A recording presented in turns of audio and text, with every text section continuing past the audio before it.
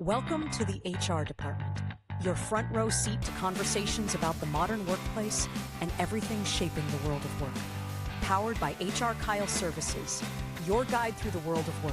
This podcast is hosted by Kyle Patrick Smith and Becki Smith, two passionate voices bringing decades of experience, real-world insight, and a no-nonsense approach to the issues that matter most to employees, leaders, and HR pros alike.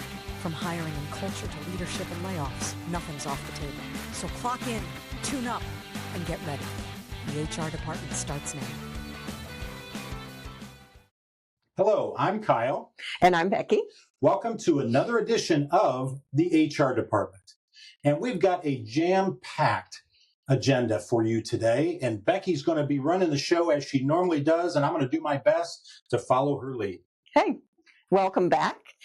Today we have a pretty serious topic, continuing with our mergers and acquisitions, and just kind of give us a brief overview of the cultural alignment and shared values for when companies merge or are acquired. Yeah, that's more of an issue than so many experts in mergers and acquisitions give to that and apply to that situation, because the balance sheet, those are always clean, right? We know how much revenue we've made, we know our expenses, we know all of this other information, how much property we have, and the expenses and the liabilities and all those things. We're really good at that. We can match those up on, comparing the sheets and the financial statements and so on. And again, I'm not downplaying that, but where the rubber meets the road, so to speak, is when you bring these two different organizations together, and whether we like it or not, every organization we're part of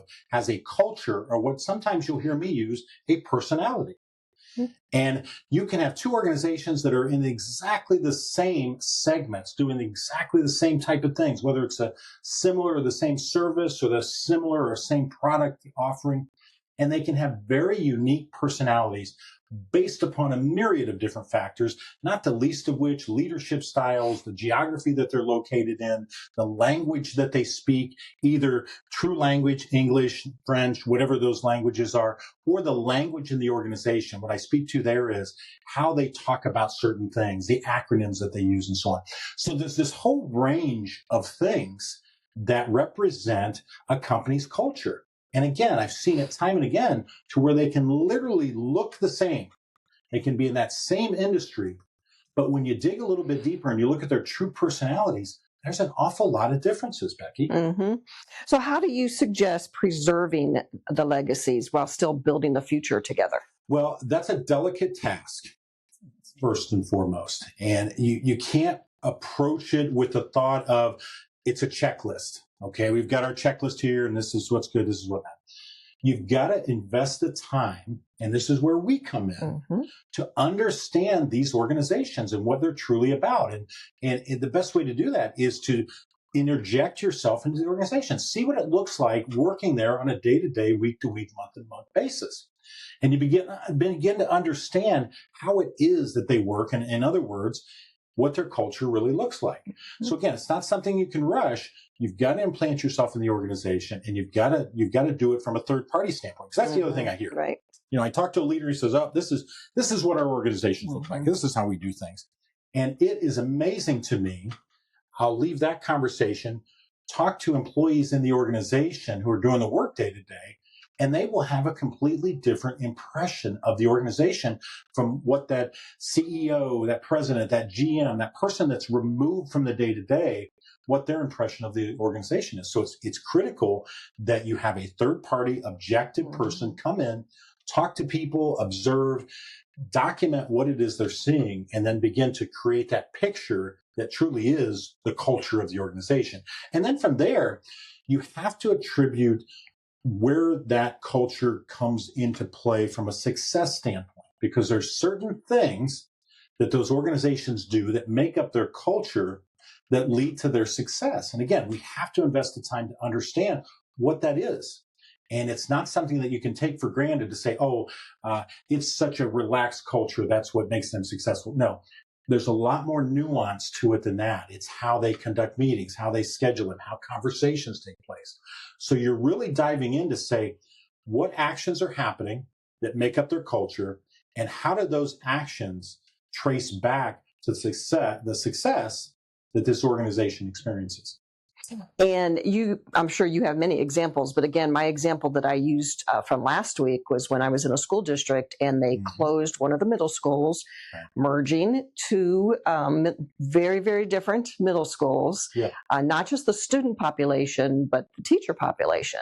And there were teachers who had been teaching elementary and had to move into a middle school situation. And if anybody knows what that's like, I mean, it took years to recover from that. Exactly. And I'm glad you give that example for a couple of reasons. One, we think of mergers and acquisitions. We think of these large Fortune 100, Fortune 50 companies. Well, most often mergers and acquisitions take place in these small to medium-sized companies, right? 50 employees to 250, maybe a little bit more, maybe a little bit less. That's where we see the highest level of merger and acquisition activity. One. And number two, why I like your example is it's a perfect example of cultures that on the outside looking in, you'd say, well, gosh, what could possibly be different between these two elementary schools? Teachers are teachers, students are students. They live in the same area, et cetera, et cetera.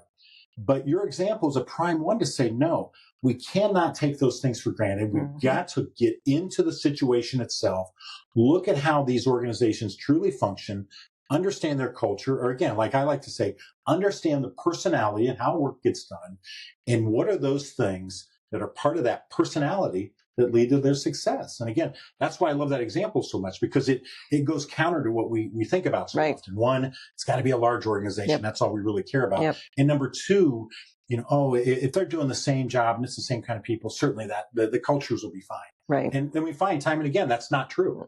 No.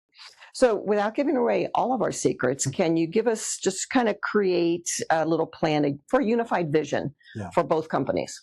Yeah. So for one, we go into the organizations, both of them. And again, that's the key.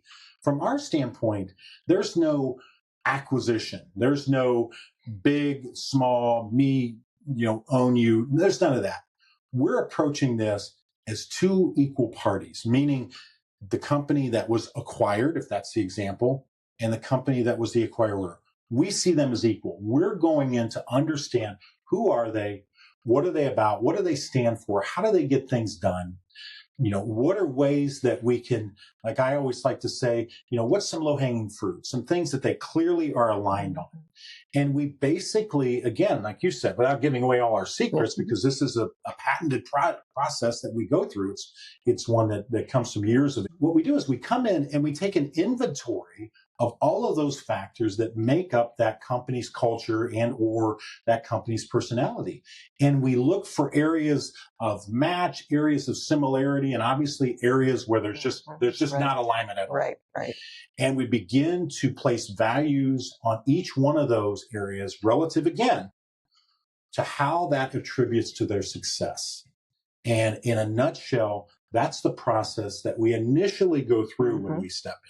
Those are great, just great ideas. And just to kind of wrap it up, finish up here, these are my favorite. Okay. And this really needs to be done, again, through a third party.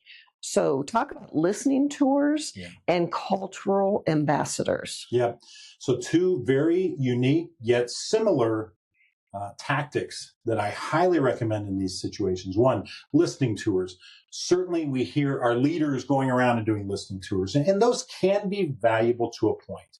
But back to what you said a moment ago, you really want this to be a third party, because I can't tell you how many meetings I've sat in to where the leader wanted to be part of the listening tour. And what you find is, for one reason or another, and we can all relate to this, you're not totally honest if the CEO's there. Nope. His or her, whoever that is, they're holding your job in their hands. And you're worried about something you might say that might send them in a wrong direction, make them upset with you or what have you. So especially in these situations where you're already vulnerable in a merger and acquisition situation, you're already feeling like my job may be in jeopardy. Are you really going to be fully honest with that person who holds your fate in their hands? Right. In order for the best of the organization? Of course not. But if it's Becki or Kyle sitting there with no stake per se in what's going to happen next, you're much more likely to be honest in those situations. Again, I don't have data around mergers and acquisitions, but I do relative to exit interviews. And I consider those situations similar enough that I think the data is applicable. And what the data tells us relative to exit interviews is almost 2/3 of the people who give an exit interview to a representative of the company admit that they weren't totally honest as to why they left the organization. They left details out. They didn't tell the true story or whatever. And history tells me that that's probably a pretty safe indicator of what we'd also see in a listing tool, where the person's saying, probably 2/3 of the people are saying, I better just be careful how I handle this. So the other one is, in the other example, can you repeat that title again? Because I really want people to hear about that other term. The cultural ambassadors. Cultural ambassadors. Love that term. As far as I'm concerned, we're going to take ownership of that, because that's one that I've used for years, and I think I came up with the title. But for this sake, we're going to say that I did, right? So a cultural ambassador is someone who is in the organization, who's outspoken, they're visible, not necessarily negative or positive, but it's someone who you can really tie back to the organization. And if you're in any sort of a company and you walk around the building, you can typically see that person who's a cultural ambassador. They're the ones who's noticing things that are happening. If there's a guest there, they're typically the person that's making sure they're visible to that guest. So they're a person that already has a lot of visibility in the organization. They clearly are someone that talks to other employees and so on. But what we make sure that we do in these merger and acquisition situations, or really in any workforce restructure, is we want to leverage these cultural ambassadors, right? Because they've already got their network set up in the organization. People look to them for answers, questions, and all of these other things. So they're already well plugged in. And we try to leverage them to our favor in these situations. So we make sure that they're getting all their questions answered. We're making sure that they're getting information accurately and timely. Not that we're not doing it for the entire organization. Of course we are. But we especially make sure those individuals feel like they're part of the process. Because in these situations, those are the same individuals that can act as your cheerleaders and encourage a positive outcome in this merger and acquisition. Because people are going to go to them and say, hey, I know what so-and-so said, the CEO said, but what are you hearing, person, cultural ambassador? And other employees are more likely to trust and believe and listen to these cultural ambassadors because they've always proven to be reliable in these circumstances. So again, what we do is we leverage them to ensure the success long-term of any sort of a workforce restructuring, not the least of which a merger and acquisition. And it may be that we find those cultural ambassadors. It may not be the teacher's pet, the person who shows up at every meeting, they show up early. It could be that person that we see as standing out as an ambassador. Becki, so many times I've talked to leaders and they've identified people that so on. And then I'll go out in the organization and it's not anybody that they said. It's the woman in accounting, and this is a real example, who interfaces with all these different departments. Turns out she's the best ambassador because she's the one that's a little bit of a gossip. Again, I'm talking about a real situation here. She's a little bit of a gossip. She likes to have information. She likes to share things. She's also a good conduit the other way forward, so she can come back to us and say, Kyle and Becki, this is what I'm hearing from employees. Exactly. So we can focus on areas. And again, this is a person, I can assure you, that the leadership had no idea this is the role she played. But again, the nature of her work, especially, and who she was, made her a perfect culture ambassador because she was constantly interfacing with other departments relative to her work in accounting. So she was a natural ambassador for us. So great point there. We're able to uncover those people sometimes when they're not visible, not seen, or not known. Exactly. Well, thank you again for joining us at the HR department. When you're doing that search on mergers and acquisitions, do a search on HRKyle as well. You can go to our website, see what we do, see our services. You'll see us out there everywhere. If you want to contact us when you are ready, you can reach Kyle or myself at 330-541-5533. You can email Kyle at kyle@hrkyle.com or Becki, Becki, at hrkyle.com. Have a good day. We'd love to hear from you. Thank you, Becki. Thank you. See you. Thanks for joining us on the HR Department, powered by HRKyle Services, your trusted partner for HR consulting, outplacement, talent strategy, leadership development, and career coaching.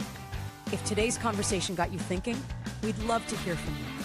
Be sure to subscribe, leave a review, and share the show with anyone navigating the ever-changing world of work. To learn more about our services, whether you're a company leader, an HR pro, or a job seeker, visit HRKyle.com.